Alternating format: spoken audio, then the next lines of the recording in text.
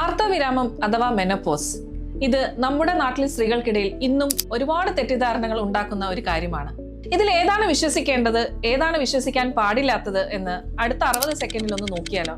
ഇതിൽ ഒന്നാമത്തെ കാര്യം, പലർക്കുള്ള തെറ്റിദ്ധാരണയാണ് മെനോപോസ് എന്നാൽ പെട്ടെന്ന് സംഭവിക്കുന്ന ഒരു രോഗമാണ് എന്നുള്ളത്. ഇതിൽ നമ്മൾ മനസ്സിലാക്കേണ്ടുന്ന ഒരു കാര്യം, ഇത് പെട്ടെന്ന് സംഭവിക്കുന്ന ഒരു കാര്യമല്ല, ഇതൊരു രോഗവുമല്ല. 8 തൊട്ട് 10 വർഷം വരെ നീണ്ടു നിൽക്കുന്ന ട്രാൻസിഷൻ പീരീഡായ പെരിമെനോപോസിലൂടെയാണ് ഒരു സ്ത്രീ ആർത്തവവിരാമത്തിലേക്ക് എത്തുന്നത്. പിന്നെ സ്ഥിരമായി കേട്ടുവരുന്ന ഒരു കാര്യം, ആർത്തവവിരാമം വന്ന എല്ലാ സ്ത്രീകളിലും ലൈംഗിക താല്പര്യം പൂർണ്ണമായും ഇല്ലാതാകും എന്നുള്ളത്. ഇത് തെറ്റാണ്.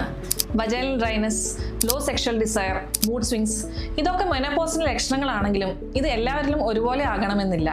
Hormone therapy, exercise, medical support ഇവ കൊണ്ട് കംഫർട്ടബിൾ ഹെൽത്തി സെക്ഷൽ ലൈഫ് തുടരാൻ സാധിക്കും. അടുത്തൊരു കാര്യം, അമ്മയ്ക്ക് മാസക്കുളി നിൽക്കുന്ന അതേ പ്രായത്തിൽ തന്നെ മകൾക്കും മാസക്കുളി നിൽക്കും എന്നുള്ളത്. ഇങ്ങനെ സംഭവിക്കണമെന്ന് യാതൊരു നിർബന്ധവുമില്ല. ആർത്തവവിരാമത്തിന് ജെനറ്റിക്സ് ഒരു ഫാക്ടർ ആണെങ്കിലും നിങ്ങളുടെ ലൈഫ് സ്റ്റൈല്, ഗർഭപാത്രം നീക്കം ചെയ്യുന്ന പോലെയുള്ള സർജറികൾ ഇതൊക്കെ ആശ്രയിച്ചിരിക്കും എപ്പോഴാണ് നിങ്ങൾക്ക് മെനോപോസ് സംഭവിക്കുക എന്നുള്ളത്. മറ്റൊരു സംശയമാണ് ആർത്തവം നിന്ന് കഴിഞ്ഞാൽ ഇനി പ്രഗ്നന്റ് ആവില്ലല്ലോ എന്നുള്ളത്. തുടർച്ചയായി 12 മാസം ആർത്തവം വരാതിരുന്നാൽ മാത്രമേ ആർത്തവവിരാമമായി സ്ഥിരീകരിക്കാൻ സാധിക്കുകയുള്ളൂ. അതുകൊണ്ട് ഗർഭധാരണ സാധ്യതകൾ നിലനിൽക്കുന്നതിനാൽ കോൺട്രസെപ്റ്റീവ് മാർഗങ്ങൾ ഉപയോഗിക്കുന്നത് നല്ലതായിരിക്കും.